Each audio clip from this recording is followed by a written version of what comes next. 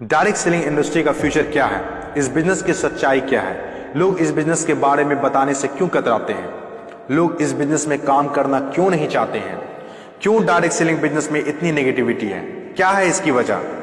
Direct selling business आने वाले वक्त का सबसे बड़ा बिजनेस है। क्यों?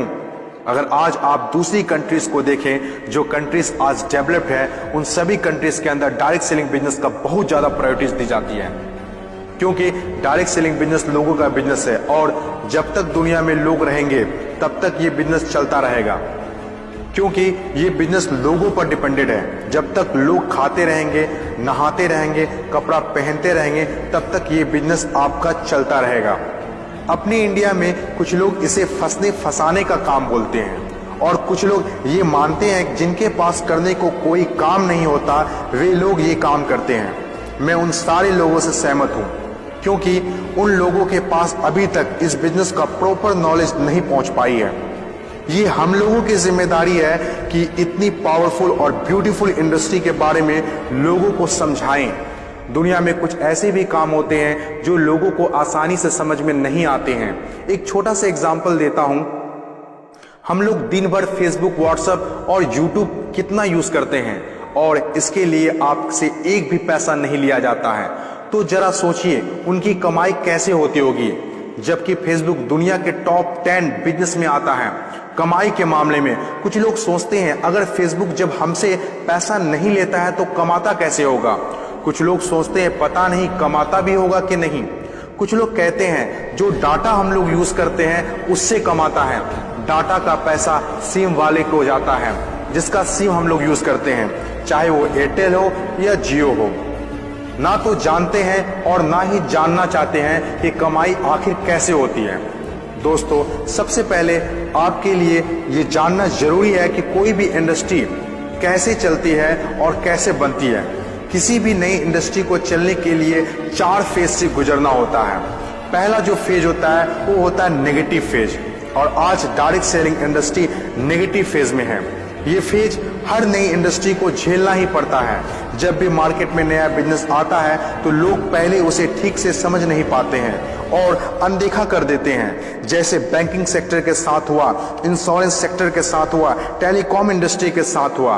पहले ना तो लोग बैंक में पैसा जमा करते थे और ना ही इंश्योरेंस लेते थे, क्योंकि इंडस्ट्री नई थी, लोग डरते थे, किसी पर भरोसा नहीं था। लेकिन आज देखिए, यही इंडस्ट्री है जिसके बिना किसी राज्यों की कल्पना करना असंभव है। जब नई नई प्लास्टिक इंडस्ट्री स्टार्ट हुआ तो 95% लोगों ने इनकार कर दिया, ये कहकर कि यह पॉसिबल नहीं है। लेकिन उस वक्त भी 5% लोगों को विश्वास था और आज वही 5% लोग दुनिया में आगे हैं। आज हर चीज प्लास्टिक का है, जग हो या बाल्टी, कुर्सी हो या टेबल, खिलौना हो या फ्रेम, यहाँ तक कि डोर भी अब प्लास्टिक के हैं, जो आज से 20 साल पहले किसी ने सोचा भी नहीं था। आज direct selling business negative phase में है, इसीलिए इतनी सारी नेगेटिविटी है। और जब ये पॉजिटिव फेज की तरफ बढ़ता जा रहा है, नेगेटिव फेज में होने के बावजूद भी इस इंडस्ट्री ने कई लोगों की जिंदगियां बदल दी। दूसरा जो किसी भी इंडस्ट्री को फेस करना होता है वो दूसरा फेज होता है पॉजिटिव फेज।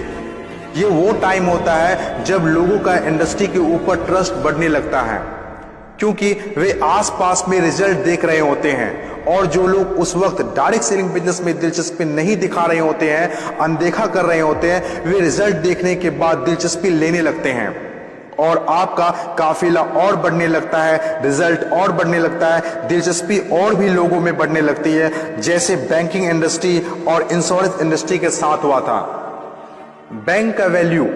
बैंकिंग इंडस्ट्री का वैल्यू तब पता चला होगा लोगों को जब किसी का पैसा घर में सुरक्षित नहीं रहा होगा।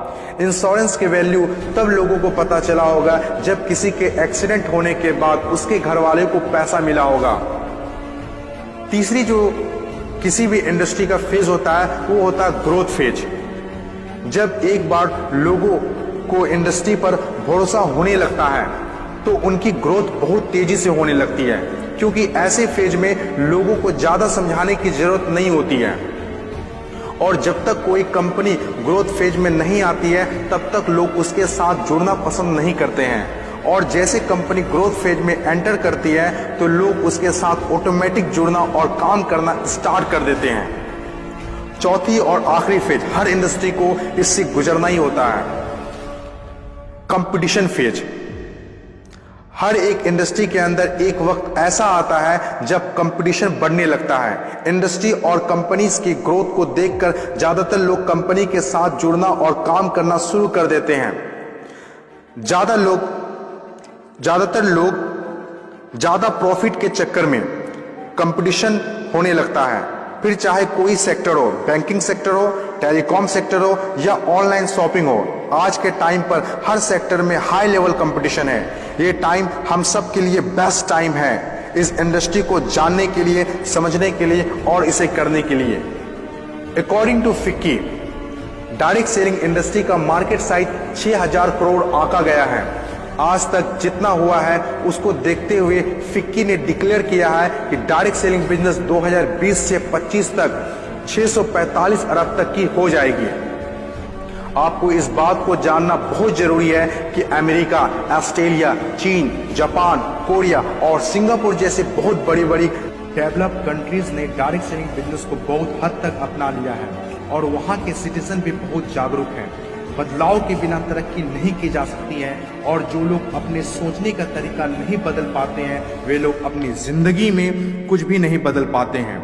नोकिया, कोडेक जैसी बड़ी बड़ी कंपनियां चलाने वाले लोग भी अपने सोचने का तरीका नहीं बदल पाए, इसीलिए अपनी शानदार शुरुआत के बाद भी वो वक्त के साथ इतिहास के हिस्सा बन गए। इन तमाम बातों से मैं एक बात बताना चाहता हूँ, बदलाव ही प्रकृति का नियम है। बदलना तो तय है, जो वक्त से पहले बदल गया उनकी जिंदगी बदल गई और जिसे वक्त ने बदल दिया उनकी भी जिंदगी बदल गई। फर्क साफ है, अगर वक्त के साथ बदल गए तो ठीक, वरना वक्त ने बदला तो बहुत तकलीफ होगी।